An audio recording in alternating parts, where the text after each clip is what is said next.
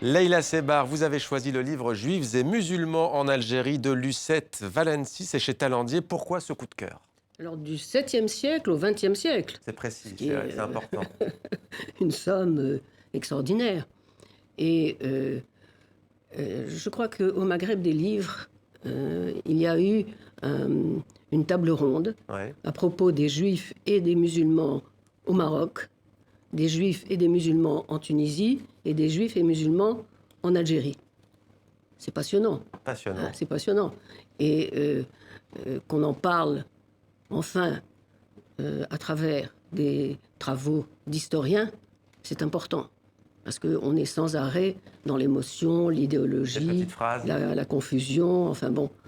Et le livre de Lucette Valency, je veux dire, c'est un plaisir de le lire, parce que Lucette Valency est une historienne qui sait écrire. Tous les historiens ne savent pas écrire. Et moi, je le lis. Là, je suis presque à la fin. Et je regrette d'être presque à la fin. Et on peut le trouver au Maghreb des livres, en tous Oui. les cas, voilà, qui nous donne envie. Merci Leïla Sebar. Brahim Etiba, votre coup de cœur, c'est un film américain, Moonlight, de Barry Jenkins, que j'ai vu. Pourquoi ce choix? Pourquoi ce choix? Alors, je ne peux pas trop raconter l'histoire dans la Non. mesure où le réalisateur prend un soin formidable à filmer avec beaucoup de pudeur, une belle pudeur. Il s'agit néanmoins de la question de savoir comment on grandit, comment on vit avec un sentiment d'injustice. Et je crois qu'en France, aujourd'hui, il y a beaucoup de gens, notamment ceux qui soutiennent Théo, qui ont ce sentiment d'injustice-là et qui ne savent pas vers qui se tourner et comment agir. Charles Thépeau, pour vous, c'est la dessinatrice Nadine Kaadan qui explique la guerre en Syrie dans des livres pour enfants en arabe et en anglais.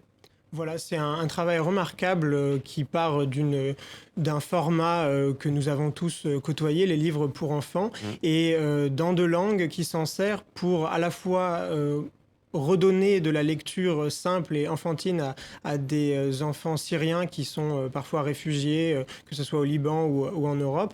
Et dans le même temps, elle publie aussi ses ouvrages en anglais pour pouvoir expliquer à des enfants, par exemple au Royaume-Uni, ce que c'est le quotidien d'un enfant syrien qui a connu la guerre, de manière à rapprocher ces générations qui ne se connaissent pas encore, mais qui vivront ensemble dans les années prochaines. C'est ce qu'on souhaite.